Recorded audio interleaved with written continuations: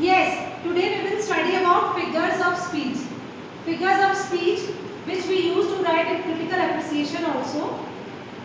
Today we will discuss about these 11 types of figures of speech. First one is simile. Simile is used for comparison. Whenever we compare two different things, listen, two different things, दो अलग-अलग चीजों का comparison जब किया जाता है तो उस figure of speech को simile कहते हैं. For example, we say she is looking like a star. She is looking like a moon. So we use words as and like. Whenever we compare two different things, we use the words as and like.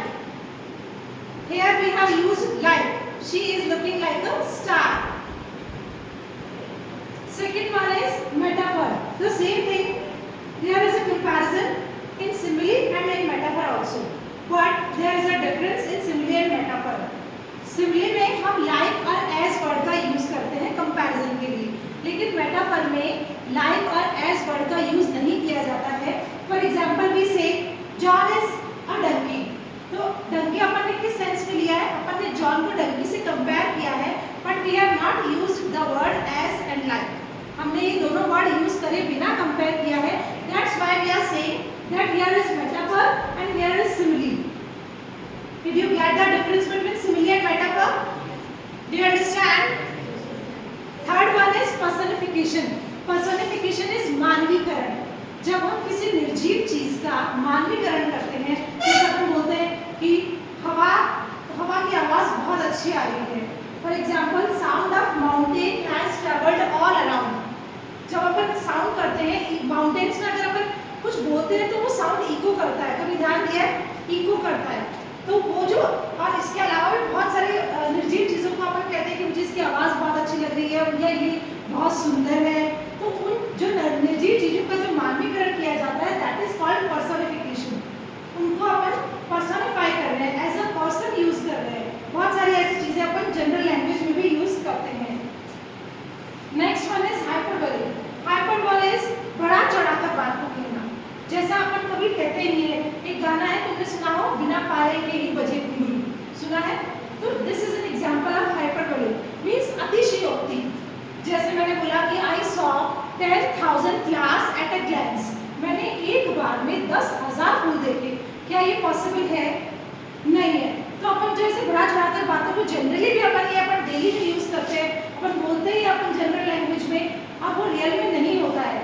Real में वो सही नहीं होता है. अपन बड़ा चढ़ाकर जो बातों को बोलते हैं, that is called hyperbole. Next one is oxymoron.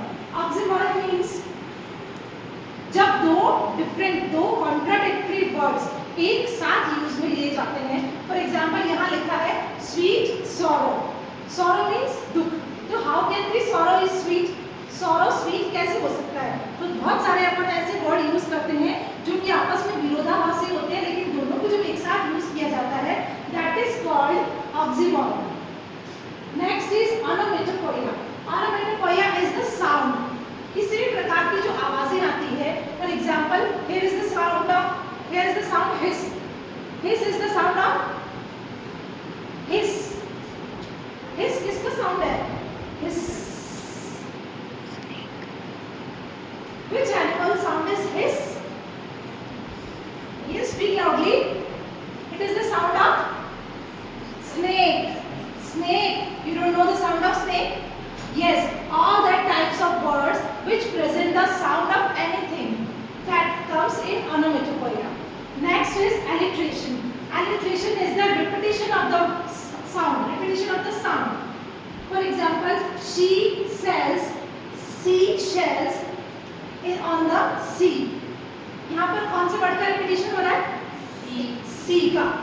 मतलब अलग अलग आ रहा है. शी, एस वर्ड का रिपीटेशन हो रहा है. एस वर्ड, एस जो लेटर है उसका रिपीटेशन अगेन एंड अगेन हो रहा है.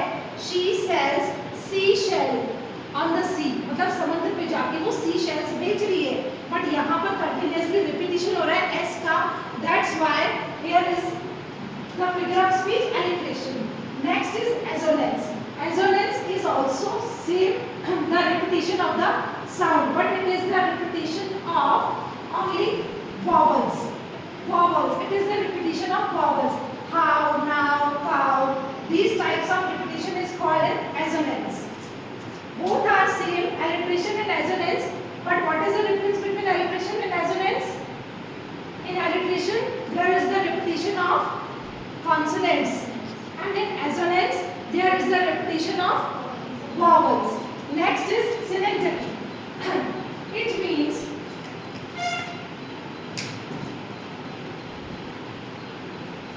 he has, whenever we use, जैसे अपन जनरली कहते हैं एक अपनी एक बॉडी का एक पार्ट यूज कर लेते हैं या फिर किसी एक पर्टिकुलर व्यक्ति का यूज कर लेते हैं होल के लिए.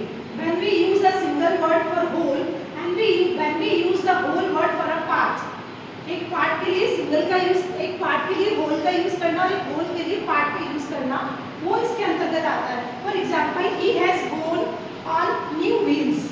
न्यू व्हील्स वो क्या है, व्हील्स पे गई है. तो क्या व्हील्स पे गई है क्या, मतलब वो यहाँ से अभी व्हील्स पे चली गई. वो गई किस पर है, कार में बैठ के गई. तो वो किसके लिए कहना चाह रहा है, कार के जो पहिए उनके लिए कहना चाह रहा है.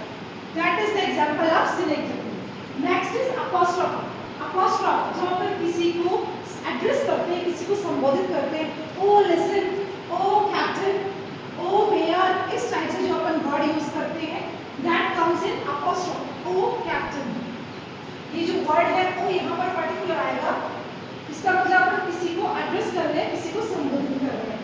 Last one is paradox. Paradox is जब अपन कहना कुछ चाह रहे हैं लेकिन उसका मीनिंग कुछ और निकल रहा है, व्यंग्यात्मक वे में अपन कह रहे हैं, दैट कम्स इन पैराडॉक्स. जैसे less is more, less is more, यहाँ पर